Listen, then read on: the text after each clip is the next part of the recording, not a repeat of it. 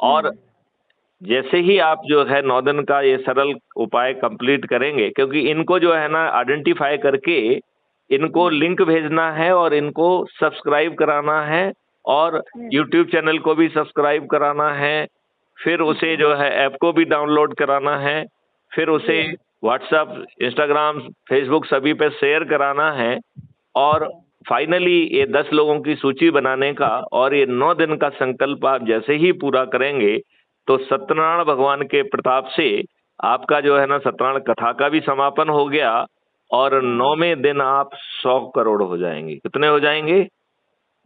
100 करोड़। कितने? 100 करोड़।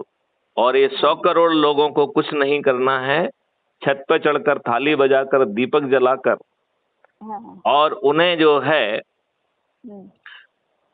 आज के नेताओं से कहना है